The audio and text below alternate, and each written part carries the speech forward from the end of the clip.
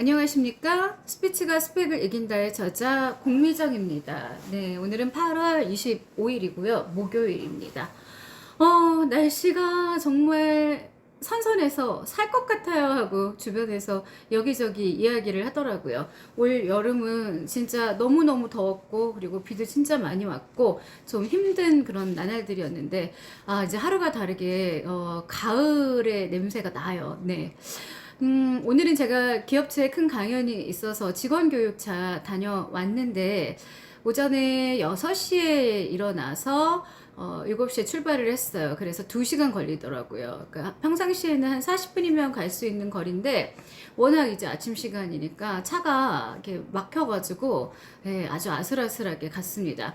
항상 어디 가건 1시간 전에 도착하는 습관이 있어요. 방송할 때도 그랬고 왜냐하면 괜히 이제 교통 상황이나 이런 거 고려하지 않고 갔다가 늦으면 나의 성실도에도 큰 영향을 이제 끼치니까 항상 약속할 때는 좀 미리 가서 기다리는 편에 속합니다. 오늘 제가 이제 직무 교육을 갔다 왔어요. 네, 성과를 잘 낼 수 있는 조직 관리에 관해서 그리고 직원들 스트레스 그리고 동기부여에 관해서 교육을 하고 왔는데 교육이 좀 필요하신 분들은 제가 메일 주소 하나 띄워드릴 테니까 메일로 문의 주시기 바랍니다. 자, 오늘의 주제는요, 네, 왜 일보다 사람이 더 힘든 걸까? 우리 직장 내에서 오늘 이제 제가 강연했던 주제이기도 한데요. 청년기부터 사실 은퇴 시기까지 우리는 깨어있는 시간 대부분을 회사에서 보냅니다. 그러니까 가족보다도 친구보다도 어떻게 보면은 직장 동료가 훨씬 더 가까운 사이죠. 그러다 보니까 눈 뜨면 매일매일 시간을 함께하고 심지어 같이 늙어가기까지 해요.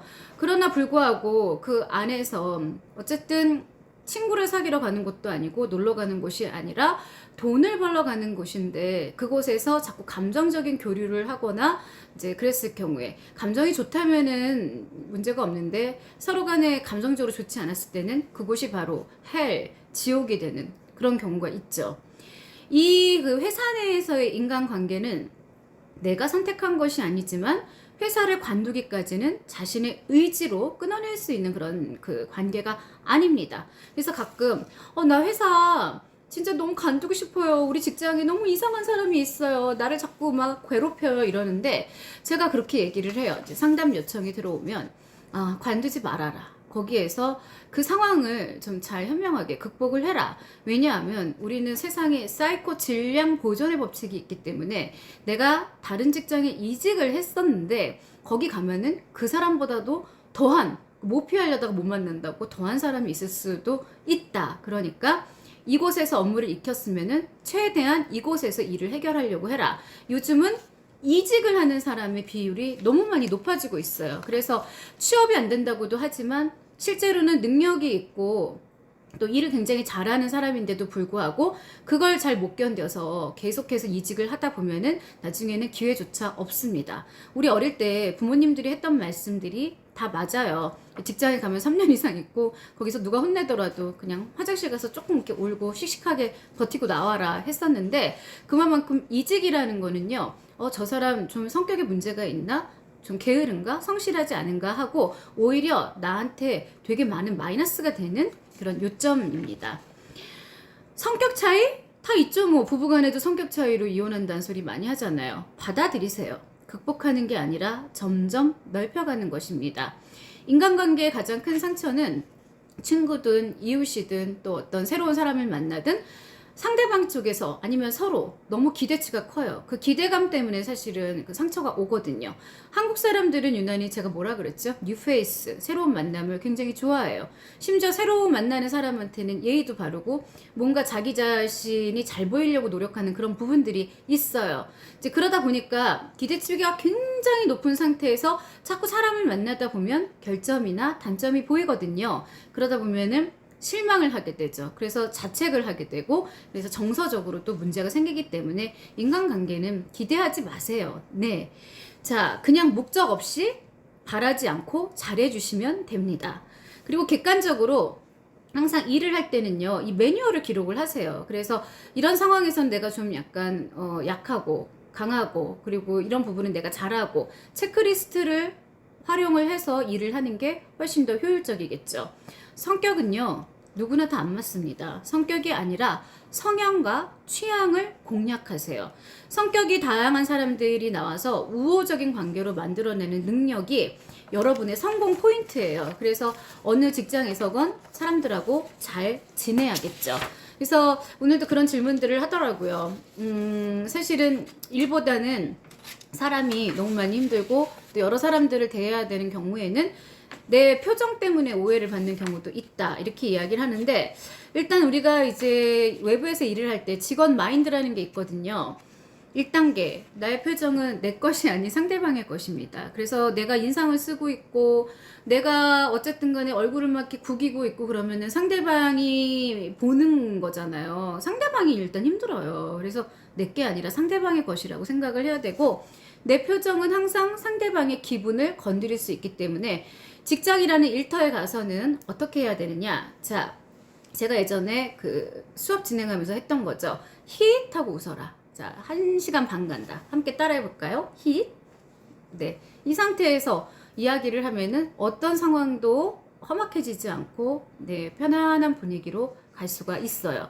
그래서 이제 제가 오늘 실습을 시켰는데, 옆 짝꿍과 서로 마주보고 활짝 웃으세요. 지금 옆에 누가 있다 생각하시고, 자, 앞에 마주보고 있다 생각하고, 그리고 개구리 뒷다리 이렇게 외치세요. 개구리 뒷다리. 자, 아침마다 회사 분위기가 되게 누그러져 있는 상황에서는 한번 직원들끼리 전체 교육을 하셔도 좋아요. 매일 아침마다 구호를 외쳐요. 유치하다고 생각하지 마세요. 되게 효과적인 내용입니다.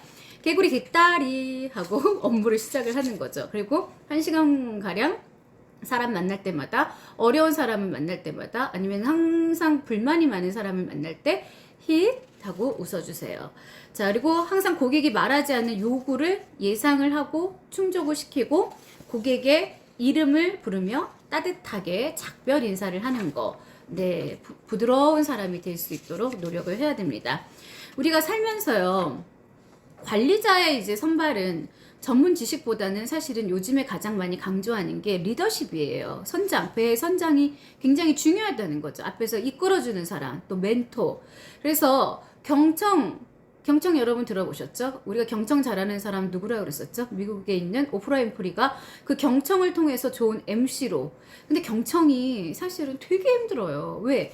잘 들어줘야 되니까 나는 말 못하고 상대방은 계속 쏟아내는데 좋은 얘기를 웬만하면 사람들한테 하는 사람 없어요. 자랑 외에는.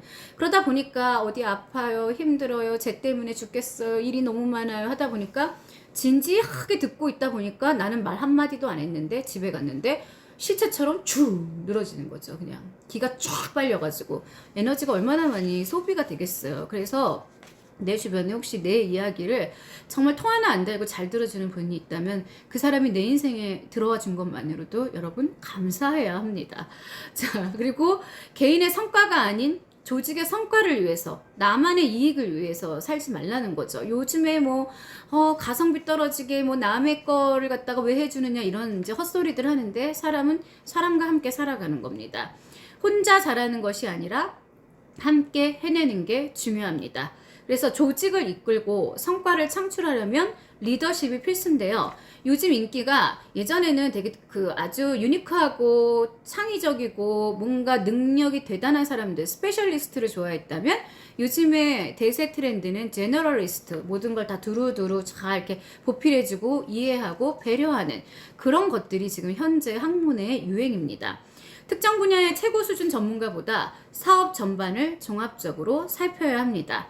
성과 목표를 달성하려면 조직원들이 모두 자발적으로, 그러니까 누가 타의에 의해서 이끌려가지 말고, 네, 스스로가 창출을 해야 됩니다. 우리가 이제 그 이론 중에요, 오늘도 웃었지만 그 맥그레이의 X 이론과 Y 이론이라는 게 있어요. 우리 뭐 메슬로우의 그 욕구 단계들 다들 아시죠? 그거하고 좀 다른데, 인간은 생리적 욕구가 있고, 안전의 욕구, 사회적 욕구, 또 존중의 욕구, 자아실현의 욕구, 이제 이런 욕구들이 있는데, X 이론은요, 인간은 태어나면서부터 일을 싫어해서 강제나 명령이 없으면 일하지 않고 책임을 회피하여 몸의 안전만을 바란다. 따라서 명령, 통제에 의한 인간관계가 기본이 되고 임금이나 복지후생이 동기부여가 된다. 저도 생각해 보니까 어렸을 때는 X 이론에 거의 가까웠던 것 같아요. 그런데 살아가면서 가치 창출을 하고 또 사람들과 함께 소통하면서 그 사람이 성장하는 걸 보면서 그 사명감이 이제 막 생기고 또 깊어지고 이러면서 점점 Y형의 인간으로 변해갔거든요. Y 이론은 뭐냐면 인간은 원래 일을 적극적으로 열심히 처리하는 성질이 있고 이런 분들이 있어요. 목표 달성에 전력을 다하는 책임감도 있으며 창의적인 연구 능력도 있다. 그래서 이상적인 건 Y지만 대부분들은 우리가 조직 내에서나 아니면 바깥에서 내 사업을 해도 그 X 이론에 거의 가깝지 않나 그런 생각을 해봅니다.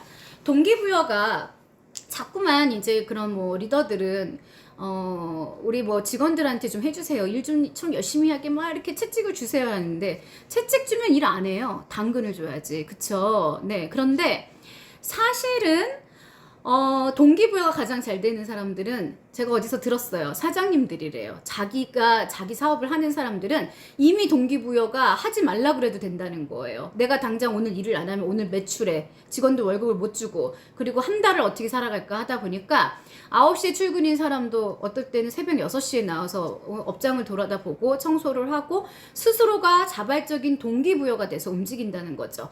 그래서 저는 동기부여라는 거는요. 누가 외부에서 해주는 게 아니라 나의 내부에서 내적인 동기부여가 함께 이루어져야 이상적인 그런 직장 생활, 조직 생활, 사회 관계가 된다고 저는 생각합니다. 자, 그러면 이 밖에는 맥클렐랜드의 달성 동기부여 이론이라는 게 있어요. 인간에게는 항상 뭔가를 달성하려는 달성 욕구가 있고 우리가 그걸 흔히 말해서 뭐 성취감이라고도 하지만 또 승부 욕구라는 것도 있죠. 그래서 뭔가 하나하나 아까 체크리스트를 만들려고 했는데 하나하나 이루어져 가면은요 굉장히 기쁨을 느껴요. 거기에 대한 그 성취감은 누가 뭐 말할 것도 없이 진짜 온전히 나만의 것이에요. 그 동기부여는 이른바 자기 실현 욕구를 충족하는 것이고 구체적으로는 권한을 위임해주고 직무를 확대해주고 그리고 목표 관리를 할 수 있게끔 도와주는 역할을 한다는 거죠. 그래서 내가 그동안에 X이론으로 그냥 대충 살자. 오늘 하루 그냥 눈 떴으니까 회사 가고 갔는데 점심시간이고 그냥 끝나면은 그냥 대충 이러다가 그냥 또 하루 가고 이렇게 말고 이왕이면은 함께 일하면서 그런 어떤 성취감도 느끼고 사명감도 생기고 또 가치 실현도 하는 그런 관계들이 됐으면 좋겠다는 거죠. 실제로 나를 사랑하는 자는 세상이 사랑한다고 했어요. 그래서 우리는 조직 속에서 양육이 되고 보호받는 시대는 끝났습니다. 이제는 조직이 지켜주지 않고 나는 내가 지켜야 돼요. 나를 이끌어주는 힘은 내 안에서 만들어진 나의 비전이라는 거를 오늘 한번 같이 생각해보고 저는 여기서 인사드리겠습니다. 지금까지 공미정이었고요. 네, 구독과 좋아요 부탁합니다. 고맙습니다.